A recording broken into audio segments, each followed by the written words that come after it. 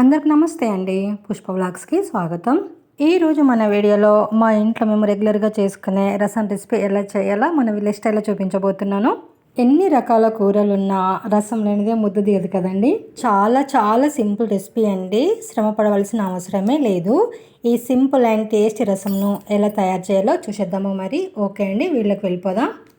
ముందుగా నేను ఒక ఉల్లిగడ్డంత సైజు ఉన్న చింతపండుని తీసుకున్నాను. ఇది ఇప్పుడు మనం కొద్దిగా నీళ్లు పోసేసుకొని ఒక 2-3 సార్లు క్లీన్ చేసుకోవాలి. ఏమైనా డస్ట్ ఉంటే పోతుంది. ఇప్పుడు ఒక గ్లాస్ నీళ్లు పోసుకొని మూత పెట్టేసుకొని ఒక 10 నిమిషాలు నానబెట్టుకోవాలండి. టైం లేకపోతే వేడి నీళ్ళు పోస్తే తొందరగా నానుతుంది. చింతపండు నానేలోపు మనం మసాలా ప్రిపేర్ చేసుకుందామండి. 1/2 స్పూన్ మిరియాలు, 2 స్పూన్ల జీలకర్ర, 2 స్పూన్ల ధనియాలు, 1/2 స్పూన్ మెంతులు, పొట్టు తీయని 10-12 ఎల్లిపాయలు, కొద్దిగా కరివేపాకు, అలాగే 4 ఎండుమిర్చి కూడా వేసుకోవాలి. ఇప్పుడు ఇవన్నీ మనము కచ్చపచ్చగా దంచుకోవాలి. బరకగా దంచుకోవాలండి. మిక్సీలో వేసుకోవాలనుకున్న వాళ్ళు కూడా కొద్దిగా కచ్చపచ్చగానే మిక్సీలో వేసుకోండి. ఇలా బరకగా దంచుకోవాలండి. ఇలా బరకగా దంచుకున్నాక మనం ఒక ప్లేట్లోకి తీసుకొని రెడీగా పక్కన పెట్టేసుకోవాలి. రెగ్యులర్గా రసం చేసుకునే వాళ్ళు ఈ మసాలా కొద్దిగా ఎక్కువ చేసుకొని మనం గాజు సీసాలో స్టోర్ చేసుకోవచ్చు. ఓకే అండి, ఇప్పుడు మనము చింతపండు ఎంతవరకు నానిందో చూద్దాం. బాగా నానిపోయిందండి. ఇప్పుడు చింతపండు మొత్తము చేతితో స్మాష్ చేయాలి. మొత్తం రసం తీసుకోవాలండి, బాగా కలిపేసుకోవాలి. చింతపండు పిప్పినంతా తీసేసుకొని ఆ రసం అంతా ఒక బౌల్లో పోసుకోవాలి.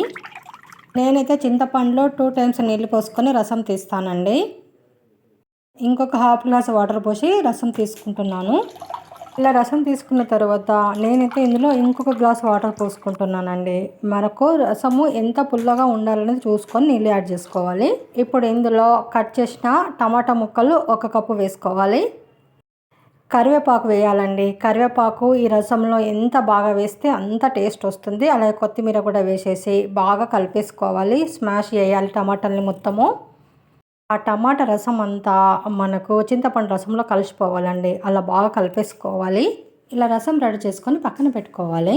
ఇప్పుడు మనం కట్టెల పొయ్యి దగ్గరికి వెళ్ళిపోదాం.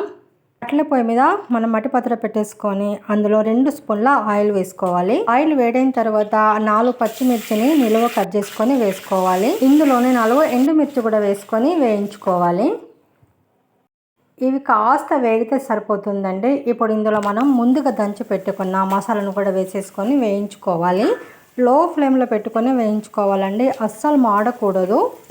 మాడితే రసం టేస్ట్ అంతా పోతుందండి. కాబట్టి లో ఫ్లేమ్లో పెట్టుకొని వేయించుకోవాలి. ఇప్పుడు ఒక 1/2 స్పూన్ పసుపు వేసుకోవాలి. క్లిప్ మిస్ అయిందండి. అలాగే కరివేపాకు కూడా మొత్తము రెమ్మలలో వేసేసుకొని కలిపేసుకోండి, పర్వాలేదు.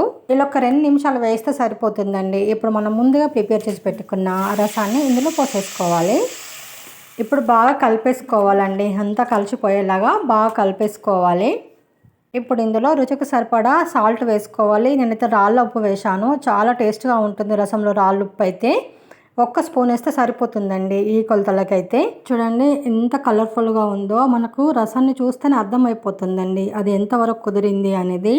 స్మెల్ అయితే అద్దరిపోతుంది అన్నమాట. అంత టేస్ట్గా ఉంటుందండి. ఈ రసాన్ని మనము ఎక్కువగా మరిగించకూడదండి. ఒక 2 పొంగులు వస్తే సరిపోతుంది. ఎక్కువగా మరిగించడం వల్ల టేస్ట్ పోతుందండి. కాబట్టి ఎక్కువగా మరిగించకూడదు. మా ఇంట్లో మేము రెగ్యులర్గా చేసుకునే రసం అండి ఇది. అన్నం పక్కన పెట్టేసి వట్టి రసమే తాగేస్తారు. అంత బాగుంటుంది, అద్భుతంగా ఉంటుందండి. ఇలా కొద్దిగా మరిగించుకున్నాక ఇందులో ఇప్పుడు మనం కొత్తిమీర వేసేసుకుందాం.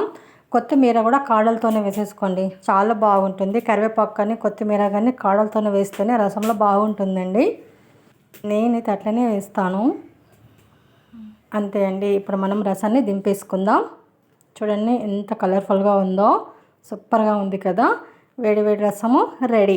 చాలా టేస్ట్గా ఉంటుంది, సూపర్ టేస్ట్గా ఉంటుంది. తప్పకుండా మీరు సరే ఈ విధంగా ట్రై చేయండి. ఇదండి ఈరోజు మన వీడియో అయితే మీకు నచ్చిందని అనుకుంటున్నాను. నచ్చితే మాత్రం లైక్ చేయండి, షేర్ చేయండి, మన ఛానల్ సబ్స్క్రైబ్ చేసుకోండి. ప్లీజ్ అండి, సపోర్ట్ చేయండి. అలాగే మంచి మంచి వీడియోల కోసం, విలేజ్ వంటల కోసం, ఈజీ అండ్ సింపుల్ రెసిపీస్ కోసం మన ఛానల్ ఫాలో అవ్వండి. Thank for watching.